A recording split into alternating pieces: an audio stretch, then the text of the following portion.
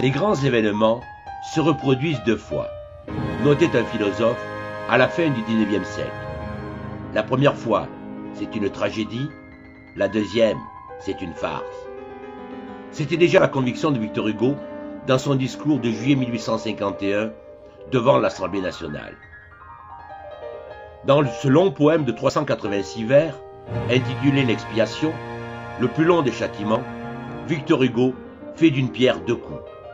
Le règne farcesque de Napoléon III, qu'il ridiculise, est en effet la véritable punition infligée par Dieu à Napoléon Ier, qui, par son coup d'État du 18 Brumaire, avait tourné à son profit les conquêtes de la Révolution pour la liberté. Dans la 7e partie de l'Expiation, Victor Hugo ne s'accorde pas le 7e jour de repos de la Genèse, car l'homme qui assassina véritablement Napoléon, c'est Louis Bonaparte. Hélas, sur cette immense splendeur, il ne fallait pas moins que cette immense souillure. Hudson Love n'était qu'un geôlier, Hudson Love n'était qu'un bourreau, Hudson Love n'avait tué que sa vie. Louis Bonaparte tue sa gloire. Ce que Victor Hugo notait en prose, au cours de l'été 1852, dans son Napoléon le Petit, il exprime ici en vers d'une intensité satirique rarement atteinte. Imitant Callot, le célèbre caricaturiste du XVIIe siècle, Victor Hugo, dans ce 7e et dernier poème de l'Expiation, fait défiler, à côté du célèbre bandit Cartouche, déjà cité, et de Mandrin, autre bandit célèbre, les principaux dignitaires, civils, militaires ou religieux, dont s'entoura Napoléon III, fils, comme je vous l'ai dit au début, d'Hortense de Beauharnais. Quant à Balthazar, cité à la fin du poème, c'était le roi de Babylone auquel le prophète Daniel prédisit sa mort dans la Bible. Une nuit. C'est toujours la nuit dans le tombeau. Il s'éveilla. Luisant comme un hideux flambeau, d'étranges visions emplissaient sa paupière. Des rires éclataient sous son plafond de pierre. Livide, il se dressa. La vision grandit. Ô terreur! Une voix qu'il reconnut lui dit: Réveille-toi. Moscou, Waterloo, Sainte-Hélène, l'exil, les rois geôliers, l'Angleterre, hautaine, sur ton lit accoudé à ton dernier moment. Sire, cela n'est rien. Voici le châtiment. Sire, on t'a retiré de ton panthéon bleu. Sire, on t'a descendu de ta haute colonne.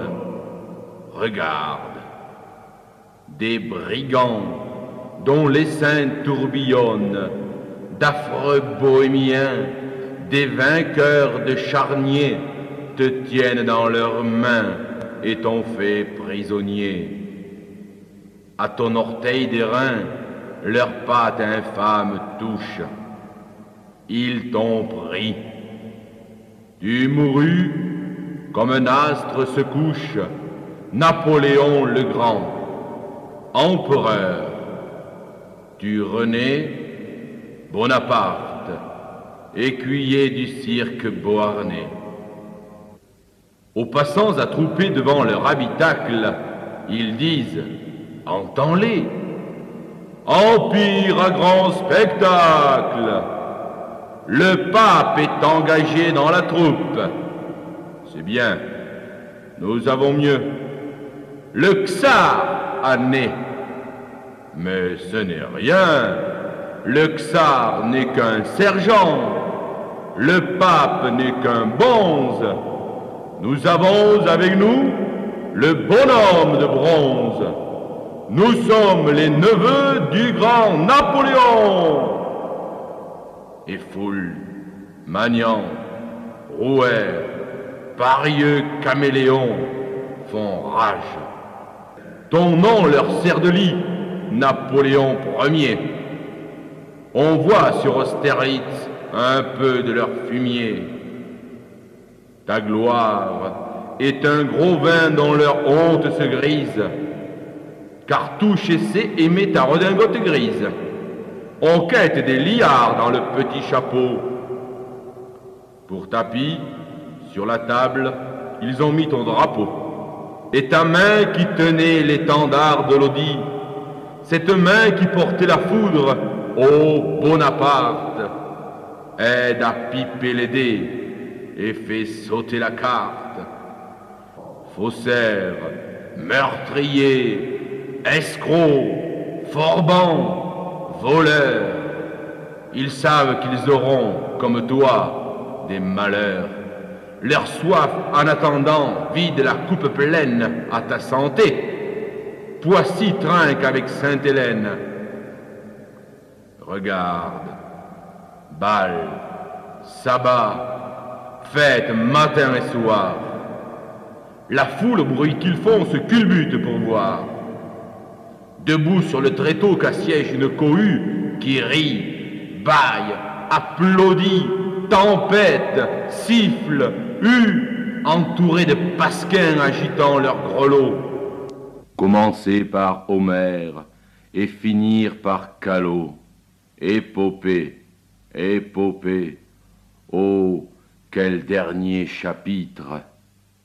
Devant cette baraque, abjecte et vil bazar, où Mandrin mal lavé se déguise en César, riant, l'affreux bandit dans sa moustache épaisse, toi, spectre impérial, tu bats la grosse caisse.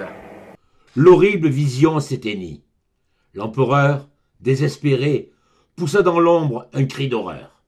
Démon aux visions funèbres, toi qui me suis partout que jamais je ne vois, qui donc es-tu?